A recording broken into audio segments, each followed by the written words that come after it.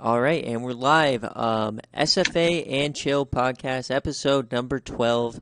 This one, it's going to be a unique one. It's me, TC, and I have Coach Pinstripe here of the Buffalo Bulls. Say hello. What's up? What's up?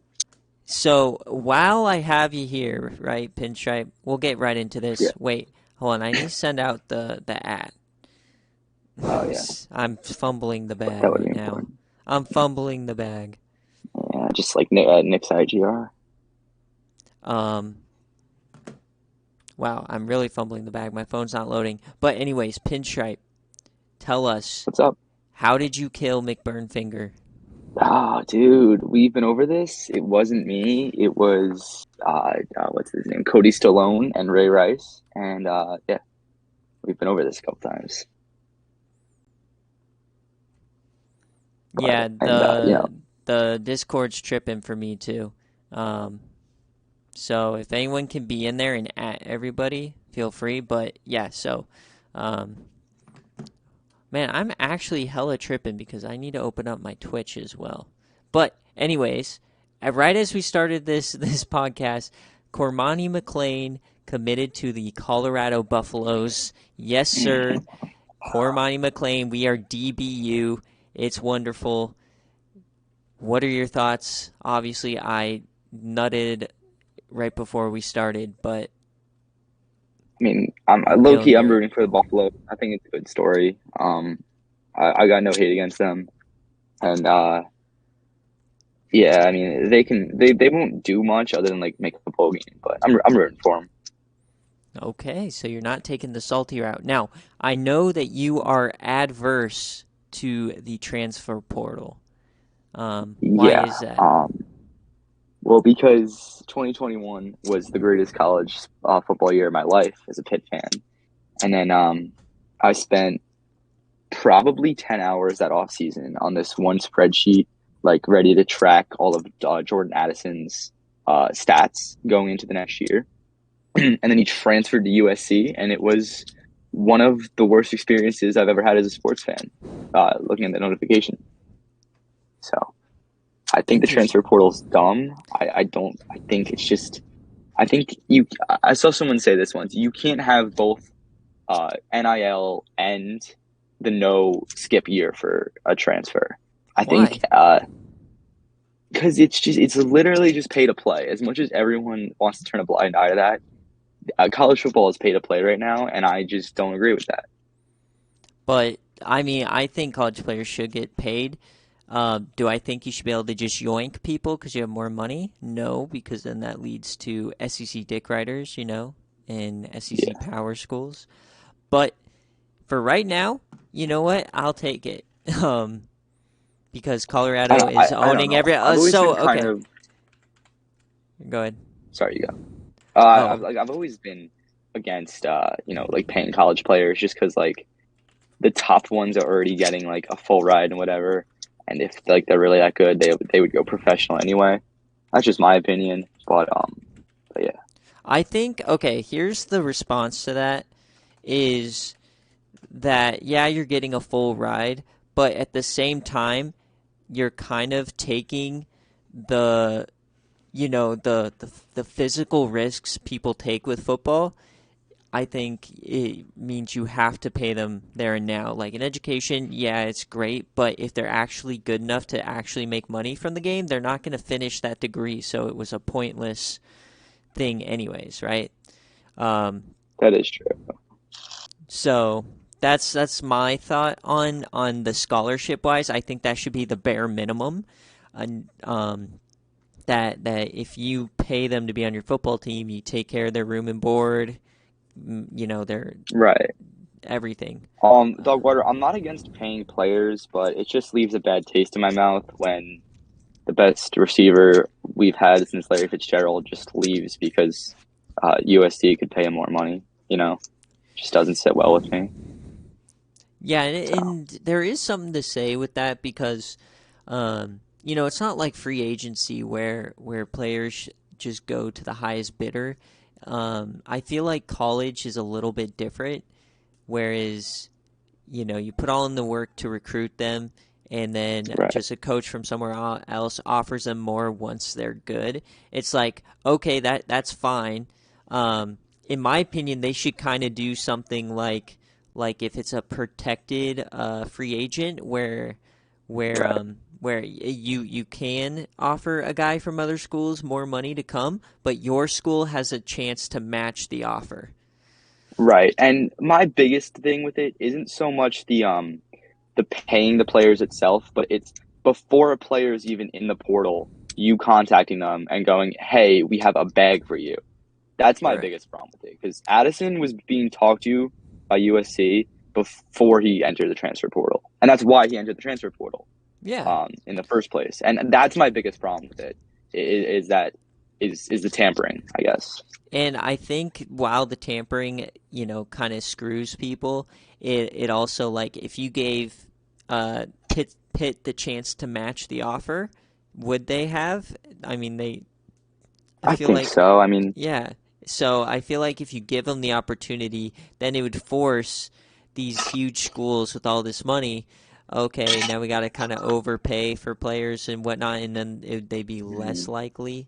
I know in some yeah, cases that wouldn't happen; it would still be ridiculous. But um, yeah.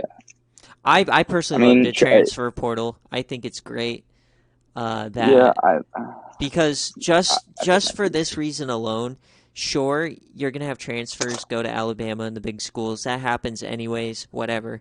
But now you could pretty much complete a full rebuild potentially in 1 year, like USC just did. yeah, I guess if you want to look at that as a positive. Yeah, Mike's saying you've been drafted to go to Wyoming. Tough luck, kid. Yeah, I like, mean, yeah, draft Holden wouldn't Jackson. work. I mean, and you got to remember is that it is their education and they get to choose. So it's basically like you either pay them and allow this kind of stuff to happen, or you lock them in at the like they're locked into that school, which I don't think is correct either. I also So just don't like seeing players like JT Daniels and Kadon Slovis just literally find a new team every year. Like that to me is just ridiculous. yeah, um, But whatever. Um, yeah, I miss you, Jordan Addison. Please come to the Steelers. uh, he's who knows? I mean, he didn't really have all that great I of a mean, season. everyone told me last year there's no shot in hell the Steelers got Pickett. I mean, at least 50 people told me that.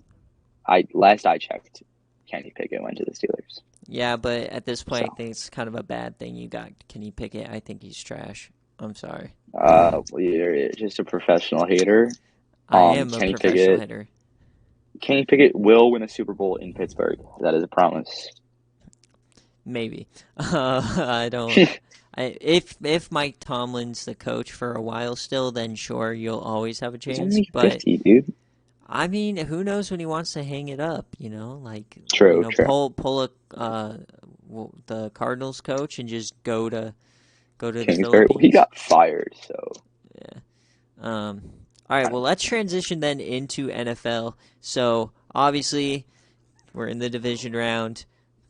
4 games this week, right? Yeah. So yeah. let's go through our predictions, Pinstripe. Let's start in the AFC with a big one between Buffalo and Cincinnati, the Damar Hamlin game. And Yeah. what do you think happens there?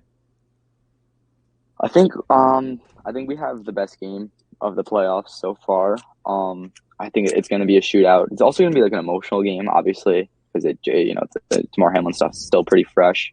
But I think in the end, the Bills come away with it. I just I don't know. I'm a big Bills fan. They'd probably be my second team behind the Steelers. I think Josh Allen is too good to just continue sucking. And I also believe that Jamar Chase is fraudulent. So I got Bills by like a touchdown or so. So here, obviously, I'm picking the Bengals. It's no secret that I think Josh Allen is mid as fuck. Not because I don't think he's talented, but because he just turns the ball over, and that's like one of the top things as a quarterback you cannot do, and yet he has 30 of them this year. So, anyways, but that's not going to be that. That might be part of the reason he's going to throw his interceptions, have his fumbles. He does it every game. It'll happen. But here's why: is because in the DeMar Hamlin game, the Cincinnati Bengals got off to a hot start. They're out in front 7-3, and they had the ball when it happened. So, I mean, they looked better. They played better. Yeah, it was at home, so they're going to Buffalo, but I don't think that, 8 minutes that they played was enough for the Bills to adjust their game plan to where you're not going to have kind of a similar start or a similar result. So, Right. unless it's like an emotional thing where Hines takes back a touchdown or whatever again, there's no chance Cincinnati loses this game. Give me Joe Burrow. He already has 4 playoff victories. Just give me Joe Burrow by it's going to be close just because the Bills do that. So give me him by 4. It's not a terrible prediction. We'll move on to the Jags at Chiefs.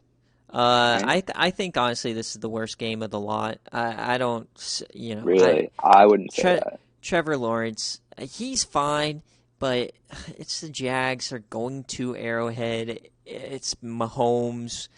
Like, they're going to be on point, and Chiefs probably, this is going to be the least close game. I think Chiefs will win by 3 scores. I don't think it'll be that much. I think the Chiefs probably win by 10 or so, and I think it's competitive for a lot of the game. I have a lot of faith in Doug Peterson just as a coach. I think he's done wonders for his first year in Jacksonville. And I think Trevor Lawrence has slowly become a top 10 QB this season. And I think the Chiefs are kind of complacent. I don't see them putting up too much of a fight just because they're going to go in thinking, oh, it's the Jags, and then it's going to be close for a lot of the game. But they do come out with a dub. Interesting. You think it's going to be close? I mean, I thought the Chargers were pretty fraudulent as well, especially without Mike Williams. And so, I don't know. We'll see. Maybe the Jags shock the world and make an AFC championship game. All right, moving on to the NFC. Cowboys, 49ers. Who do you have?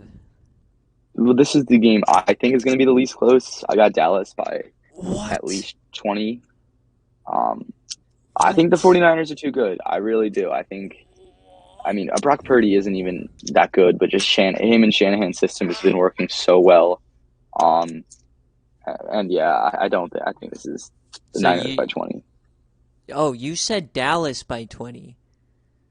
Did I? Meant Niners by 20. Okay, 49ers. Okay, then we're on the same page. Because my fault.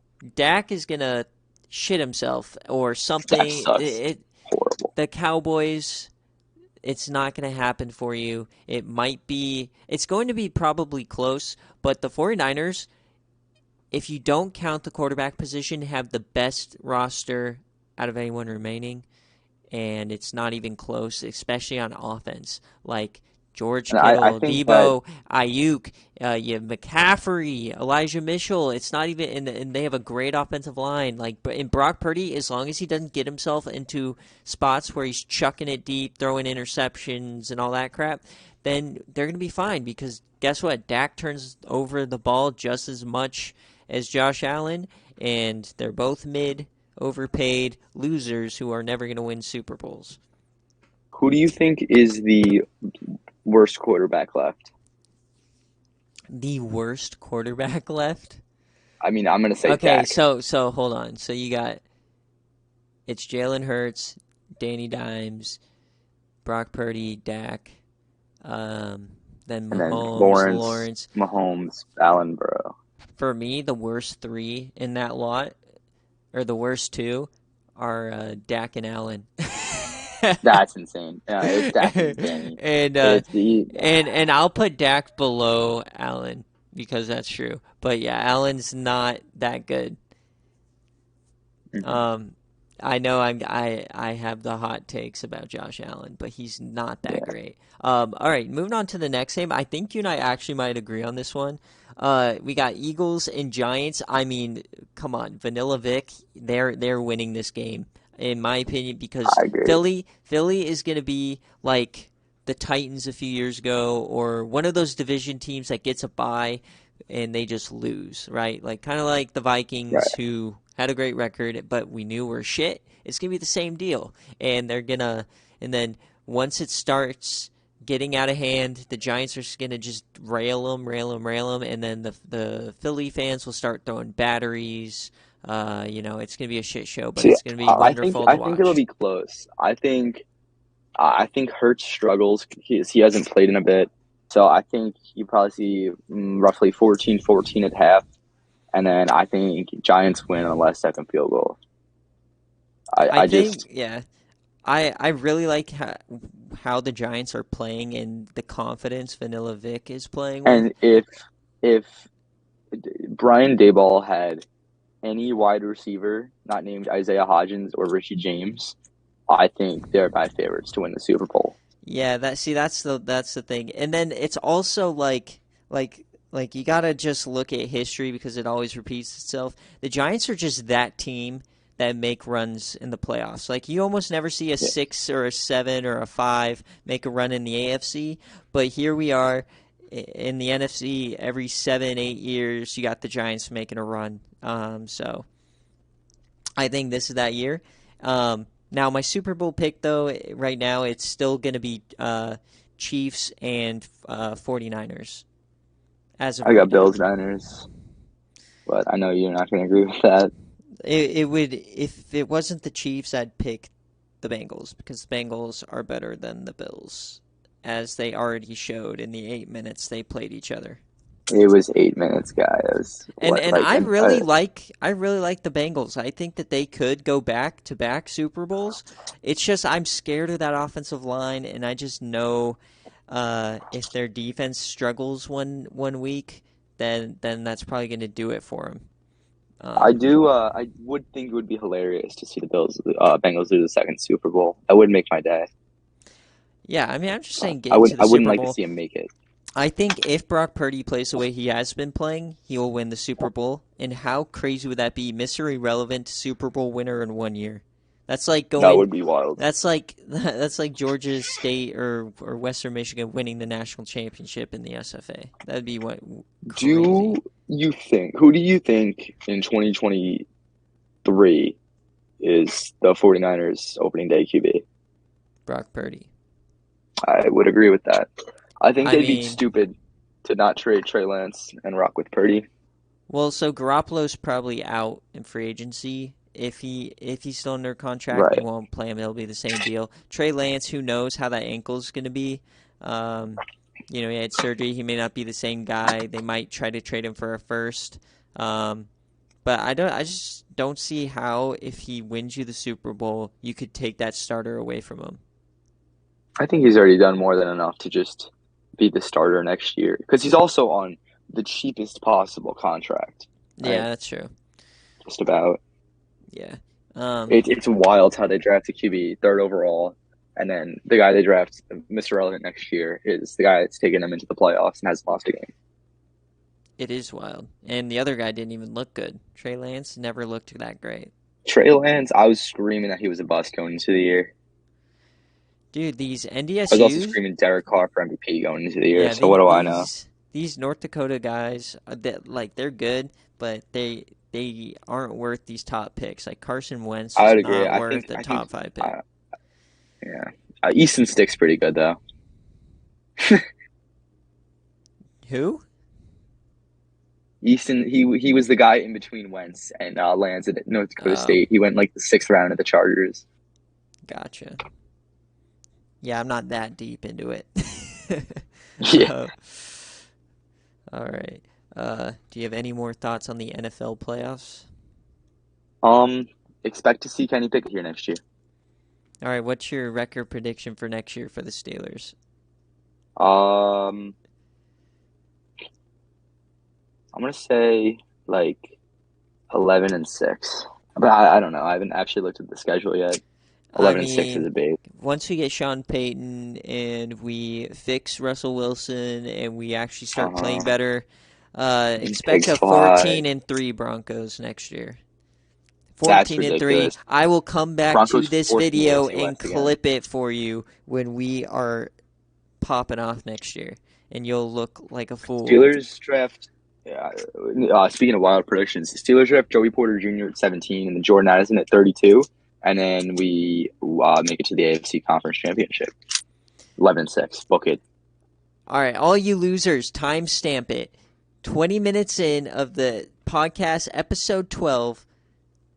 Russell Wilson will lead us 14-3. I'm not going to say we get the first round bye. I'll say we'll be number 2, and then, yeah, and I'll own all of you losers. All right, well that leads us into the first prediction of the day. Okay, Ooh, here we go. So Pinstripe does not know these, so he can actually use his channel points. All right. So, who currently in the SFA? Hold on, let me write it first. Get your channel points ready. All right, so who is the career interception leader in the SFA? Now, I'm talking on defense, like actually catching the interceptions. I'm not talking throwing the picks, because we all know that's Brett Huntley. So the choices are going to be knee-jerk reaction. Oh, okay. What's your My knee-jerk reaction is fork, but I don't think that's right. I want to see if he's even on there. All right, so you guys are going to have put him on there just to mess with. You're going to have a minute. Okay, I'm getting ready here. You have DeChard Pippins, the Wisconsin corner. You have Frank Beamer, the Texas corner, or you have Fork, the Stanford corner. So career interception leader. Use your channel points. You have a full minute. Let's discuss. I know you only did this to mess with me, but I'm putting a lot on Fork. I don't think Fork's or Beamer's never even made team of the year, and he didn't really even start at Stanford for that, or at Texas for that long. So I'm gonna put my points on Fork. Fork, okay. Interesting. I'm not gonna give it away. And no one else is predicted. Obviously. No one else. Come on, predict. No one else is predicted. They're predicting. Guys, I'm gonna open up mine and put all. They're going Pippins. They're going Pippins heavy. Heavy on Pickens. Interesting. Pippins.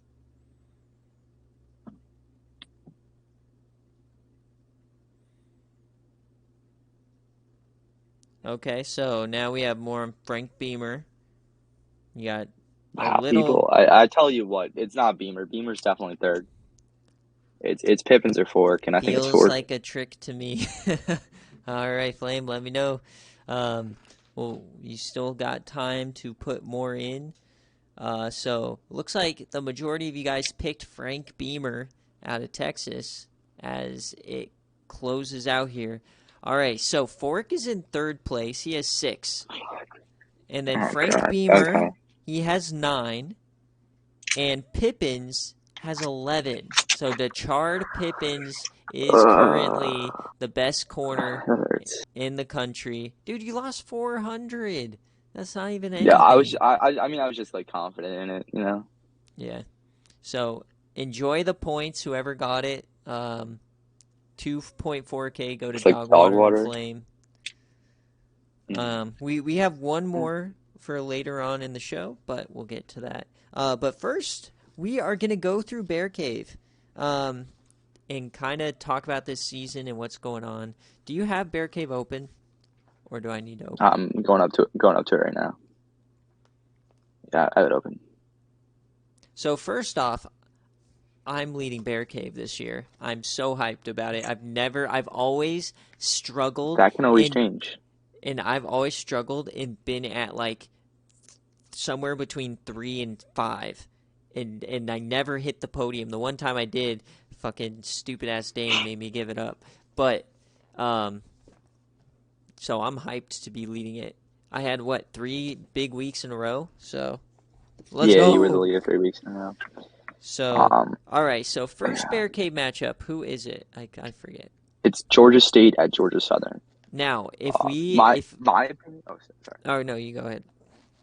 My opinion. This is disrespectful to give this game a push. This is Gasso by at least 30.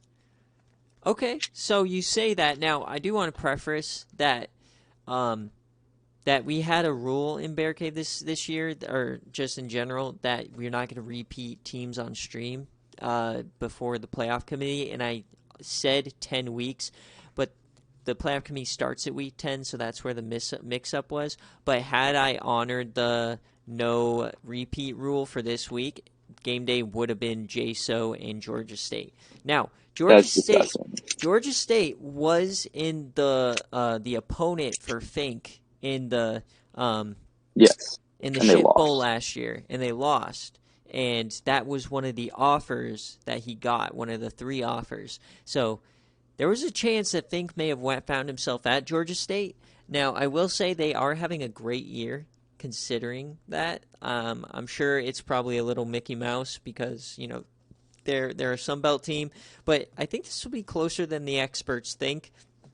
You know, despite what Driscoll's done for them this season, his stats aren't necessarily all that great, and they keep winning boring, close games on Southern Miss. And every time on Bear Cave, it's just been like a super boring, like 10-point win. So I feel like if the right offense faces them, Georgia State could give them a tough game. I guess. I believe in Coco. But we're moving on to Kentucky at Penn State. Yeah. So this one, if he was starting, Terrell Pryor probably would be closer.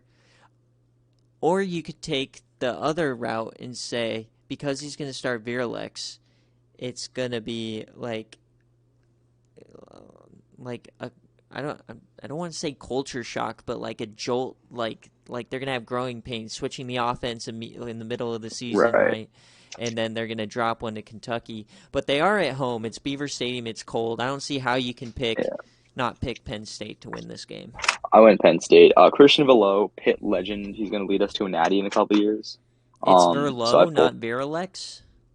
There's no R in there. I believe it's just Velo. That's disgusting. Okay, now he's I thought Viralex is like a cool name. Now Verlo, this is disgusting. Is there an R and I'm just tripping? No, Oh yeah, there's no R. no R. Well, I'm the king of pronunciation, right? So, but yeah, I mean that game, it's a user versus user. That's why it made Bear Cave. But I also don't think I gave it all that great of a spread. That's Oh one wow. that's going to be really difficult to judge. It could go one of 2 ways, obviously. So I just looked it up. According to Christian Veyer, that is how you pronounce his last name. Yo, let's go Dogwater with another sub. So This time he gave one to McNasty. Let's wow. go. But yeah, no. Dogwater's a I beast. think it's a good thing for Penn State to bench Pryor. He just wasn't getting it done. He boned you out of your natty prediction, and I think Yeah, that's bullshit. You want to know yeah, why I I think picked Penn State though? Is because when I'm doing the schedule, this is obviously before all the SFA players were inserted. Like I'm testing the schedule, trying to get the right matchups and everything. Penn State won their division 8 of like the 12 times I simmed it. So, really that's funny. yeah. So I was like, okay, this is gonna be, I don't want to go with a boring old regular pick, right? So I wanted to be like, all right, this is a team that might shock some people.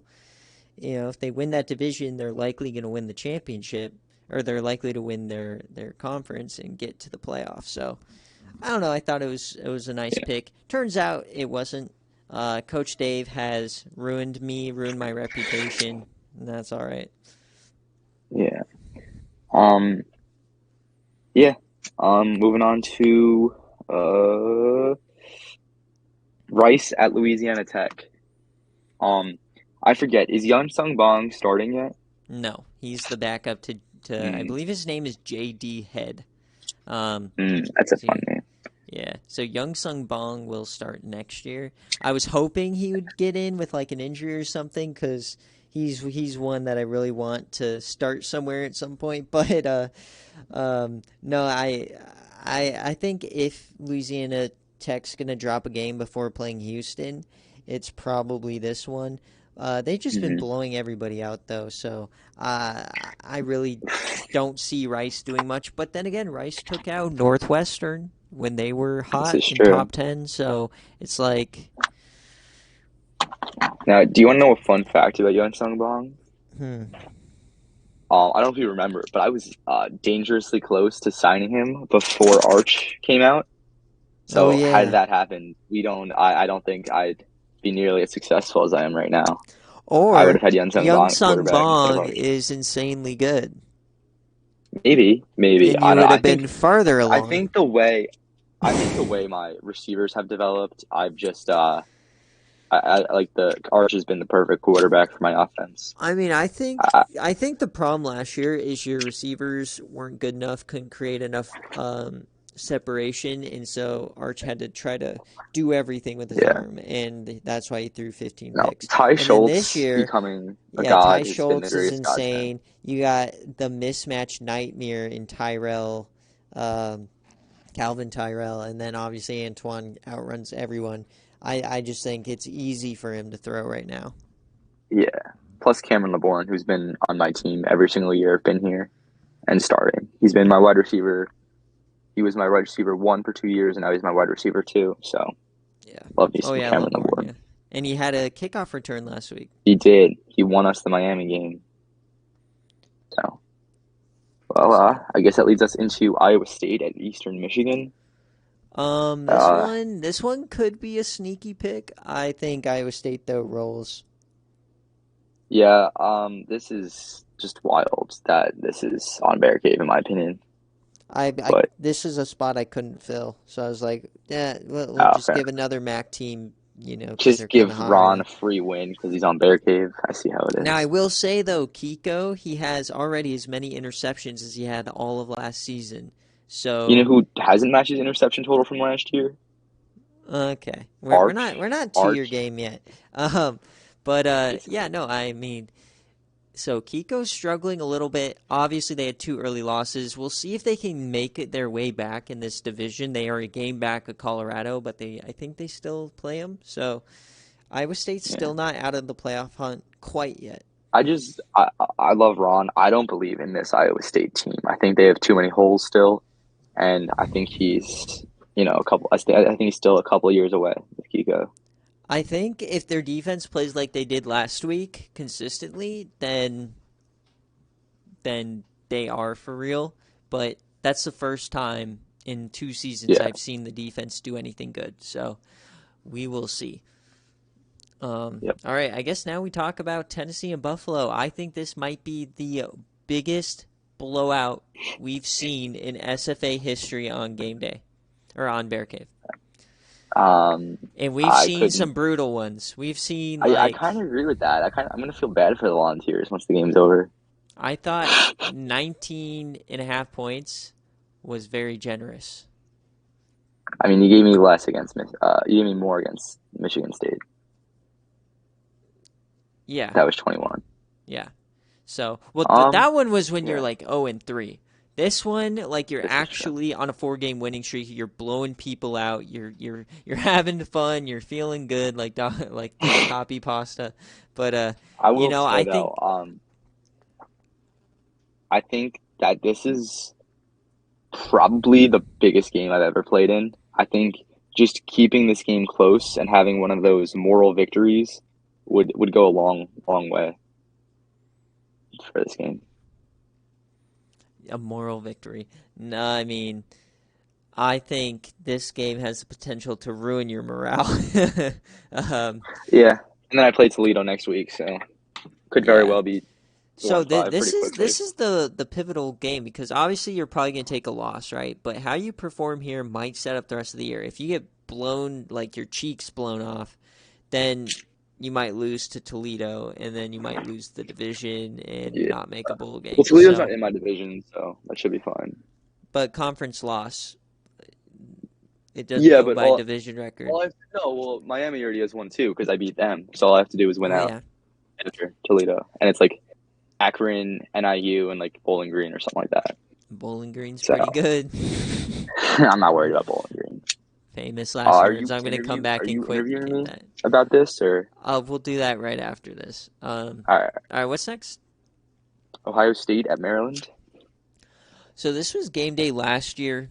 Lots of SFA players.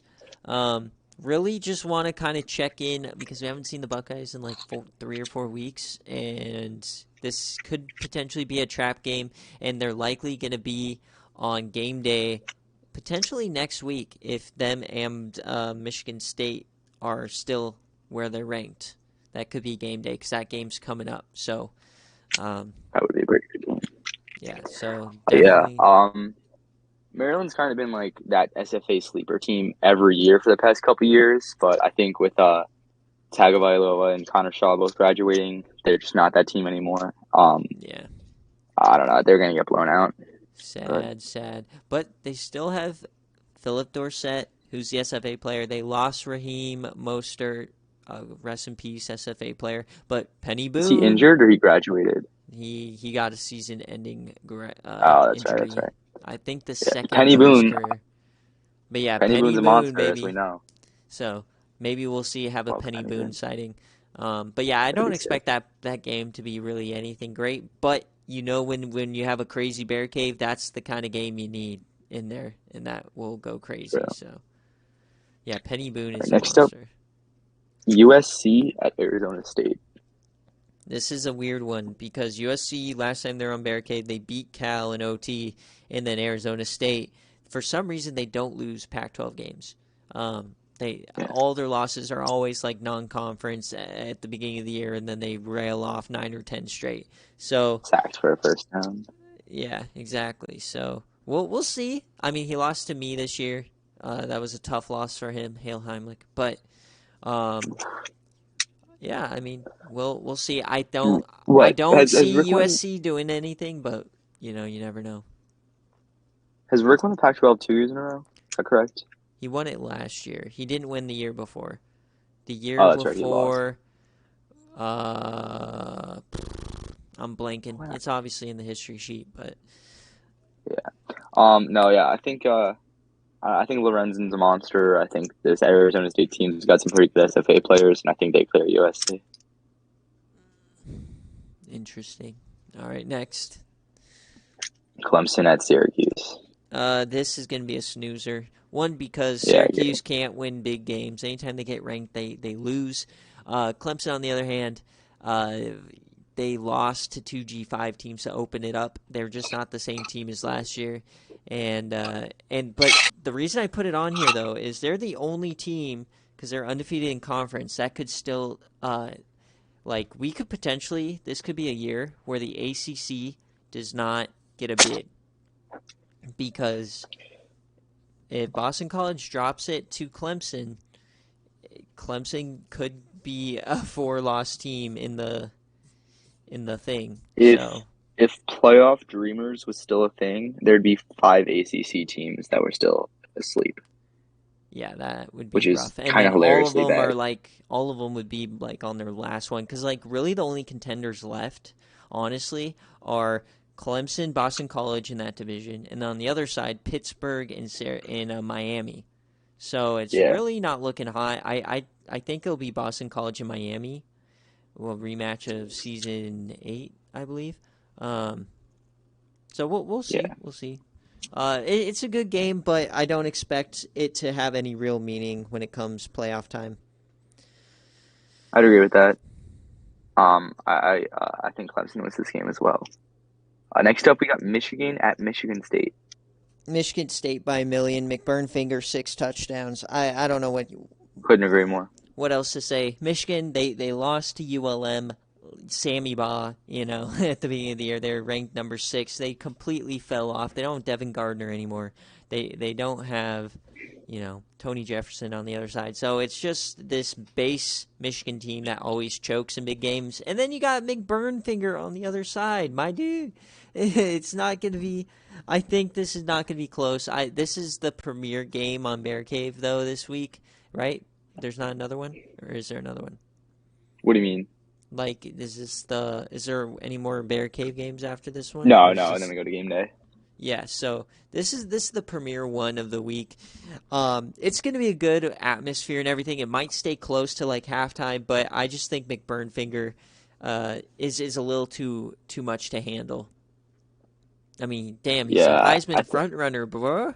that is crazy. I think that my hypothesis is that because he's just putting up good to solid numbers at both linebacker and running back, that he's going to run away with the Heisman, and he is going to greatly inflate the prices of athletes for years to come in the SFA. Now, that's a solid take, but what I will say is I think you're capping about how he's just having mid stats at both positions because he's not doing that hot at linebacker. His tackles are pretty low, but he does have forced fumbles, like multiple, and forced fumble recoveries. He does have a few sacks, so I think that's boosting him up a little bit. But he is top 5 in rushing. He's 5th right now in the No, country. I and understand that. it's the touchdowns, probably mainly receiving. I believe he has like 7 receiving touchdowns, and he has like 12 or like 10 or 12 rushing touchdowns. So he's killing it on the touchdowns. You give him he's up there in the yards. You really only need to be like in the top 10 for yards, and then he's also has the sprinkles on top, which is the linebacker stats, right? So, yeah, I think before his career is over, he's going to go down as the Shohei Ohtani of the SFA. I like that. I like that comparison.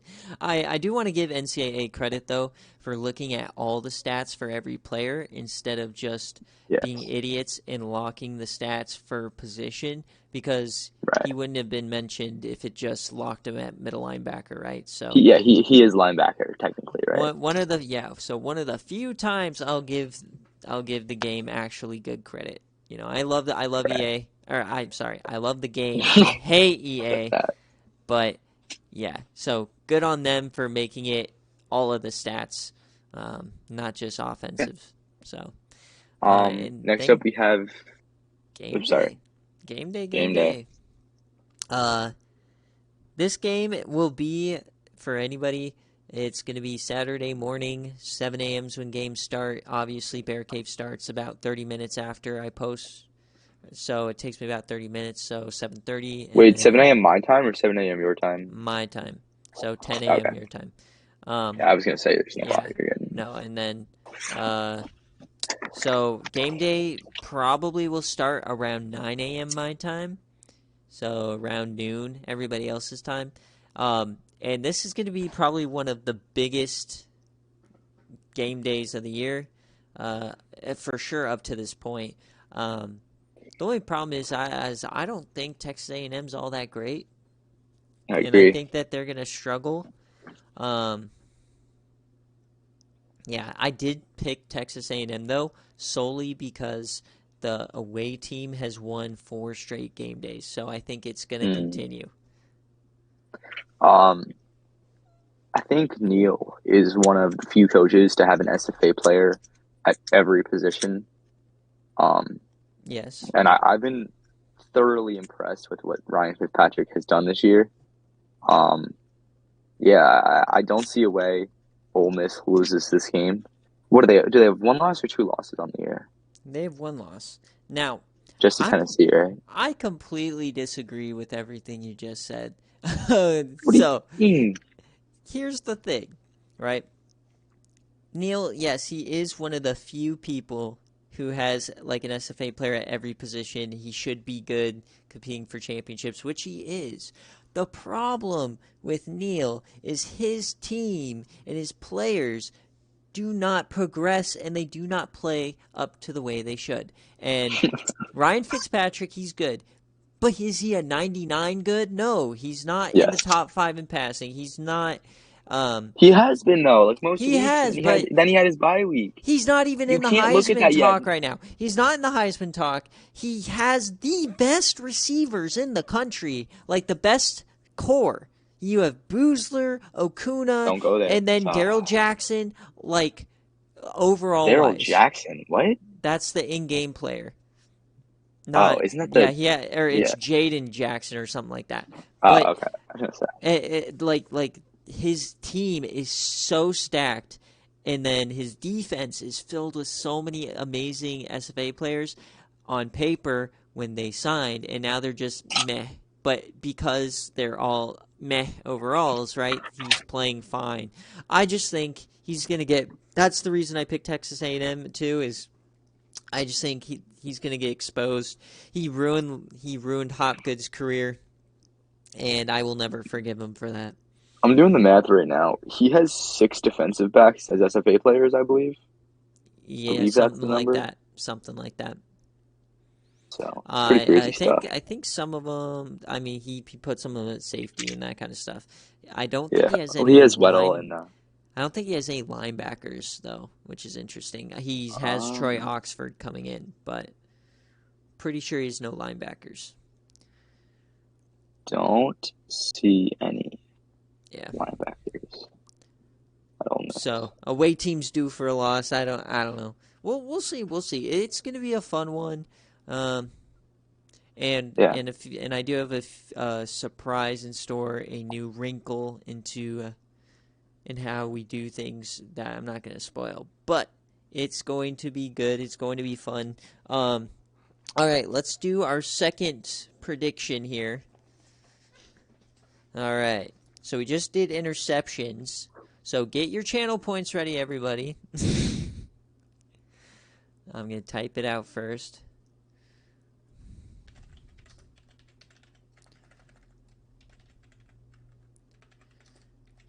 I'm going to be right on this one. I promise you guys that. Whatever I say, just put your Ooh. money on that.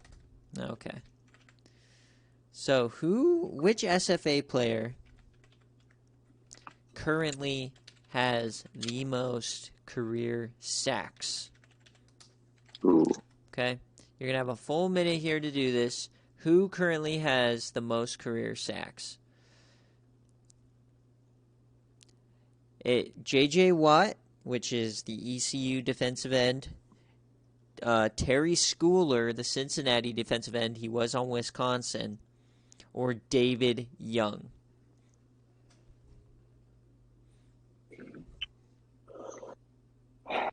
I think it's Terry Schooler. Correct me if I'm wrong, but he put up some crazy numbers at Cincinnati or at Wisconsin before transferring to Cincinnati. I don't think J.J. Watt's done much, and I couldn't tell you what team David Young is on. I don't even know who that is. Unless he's like a senior. Syracuse defensive end.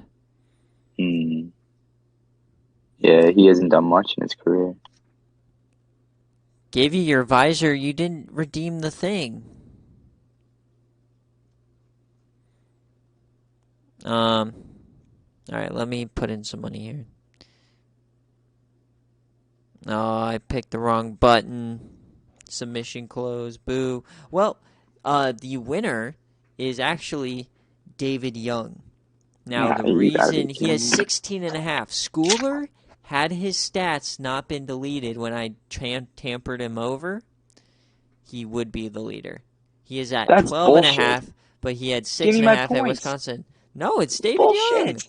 It's David Young. You just said that Terry Schooler has more career sacks. That's bullshit. That's bullshit. I'm saying according to the game. I'm single-handedly trying to retire you. Give me my visor. I can't give you your visor. According to the game, David Young is currently the career sack holder, but I'm saying, with an asterisk, Terry Schooler would have been. So, that's why stat deletion is BS. Now, I have figured out a way not to have stats deleted, but that's a conversation for another day, and that's the future. But Flame popping off here. He only got 61, so it's not like it's crazy. Yeah. All right. So Pinstripe, I'm gonna. What's up? I'm gonna interview you here about your game as your coach because you're facing the by far the biggest game of your career, and this you're on the biggest win streak of your career. You're at the peak. Everything's finally going right. How do you keep the momentum going, even though you have the best team in the SFA in terms of wins in your way? I think big thing with this game is I just have to click on offense. We've seen it a lot. Let me pull up the stats against Miami because it wasn't pretty. We had 1 second, uh, 8 trips to the red zone, and we converted 3 of those into points and only 2 of those into touchdowns. If we want a prayer against Tennessee, we have to score every time we enter the red zone, and I think we're gonna have to win a shootout because my defense is not stopping Lewishire. I'd Now, also love to see season 9 Michael Morris return and start performing again. I think that would actually help a lot this game.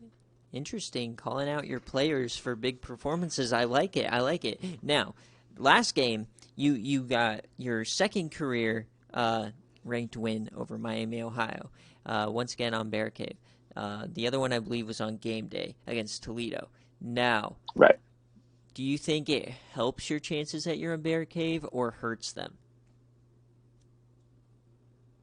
Um, I think I don't know. I mean, I've looked dominant in every game I've seen except for the BYU one. Um, the one game day I've had, I looked really good in the first half and terrible in the second half. But then the 2 BearCave games I've had were both like my only 2 close games. Really, it was against you where I held ECU to 34 points, which was good, and then we beat Miami, Ohio. So I think BearCave gives me my best bet, um, because we held a 99 overall offense to 34 points. So do you know what overall Nick's offense is off the top of your head? Who? It's Nick's offense. Oh, probably 90s. Yeah. So if we can hold them to something similar and just continue, we need to abuse the fact that they had their big middle linebacker go down. I think this is another big game for Apollo Ames. He showed up big in the Michigan State game. He showed up huge in the Miami game. So I'd like to see the ground game working, although that's not really our offense right now. We're 70% pass. So So um, you say that, but then last week, right, in this big win, you had 3 touchdowns for Apollo Ames and not one throwing touchdown for Arch Manning. Now, Arch Manning, he's obviously as a quarterback, he takes all the negativity and he gets all the praise. Um, so what does Arch Manning specifically need to do for you to have any sort of chance in this game? I think Arch needs to have one or fewer turnovers. I'd love to see him continue his streak of not throwing an interception. Um, those are the big things really. Just limit turnovers and finish drives. Um, yeah, I think that would be big too. Dogwire saying 4 tutties and 500 yards. um, all right. Well, I guess that's my interview. How do you feel about your 66 overall class right now? um, I didn't see any linemen. Um, so it's whatever. Already been more than spoiled getting Calvin Tyrell and IGR. And Ty Schultz. So yeah, I'm not going to complain too much until I see the final class. But it doesn't matter because this week I got Ray McNeil coming to Buffalo. So Ooh, an early prediction, I guess. it's not a prediction; it's a guarantee. Oh. uh, alrighty. It is his pipeline, so it is a guarantee. So, um, all right. So I guess that ends the interview. I guess the final thing we'll talk about, um, before we exit is that we have a lot of new coaches. If any of them are watching, what's your advice for recruiting? My advice for recruiting, so I'll speak to small school guys, obviously, because that's kind of where what I've been doing. Um, I'd say diversify your assets. I think you have to put in maximum effort into every pitch. I wouldn't just throw 40K on every guy and whatever. I think that's kind of a bad idea. I'd see what you need, like look at your roster, figure out what you need, and then just go hella try hard and offer as much as you feel that you can. And don't be afraid to get that one bait, like to spend heavy on one guy. Like season 8, I had a budget of roughly $200,000, and I gave probably 70% of that to Arch Manning, and that's worked out really well for my program. So I would just find out your assets and fill up as many holes as you can. I agree, and try to get a pipeline, because then that's just Yeah, a free pipelines recruit. are huge. Yeah, I don't know why I more think people don't go after them. I think I got kind of lucky because I was in here when it wasn't as populated, so I was able to just kind of stack up pipelines for 2 years before like this huge influx of users entered. But you know what? I don't know. It worked out for me. So while I think the meta is uh, getting pipelines, I think it's like a balance, because if you just have 4 pipelines, you don't really get to choose who you get, and so you can't really like improve your Right. team specifically. It's just you're leaving it up to randomness, and hopefully you don't get 3 DNs in a row or something. So um, Yeah. I think more Also, so, to add to that, yeah, go ahead. when you have a pipeline, especially at a small school, I wouldn't live and die by it. Like I gave up my Indiana pipe this year without even trying because it was a quarterback, and I didn't feel like spending half of my budget on a quarterback when I have a quarterback for the next 3 years. So they can definitely be helpful, but if it's not going to help you in the short and long term, I wouldn't feel obligated to hold out a pipeline. I'm on the other end there. It I think once you get a well you pipe, I you should not let it go pretty much under any circumstances. well you're Uh, also a big budget guy. I think more well, of yeah, I was talking more to the small schools there is don't feel choked out by the pipeline.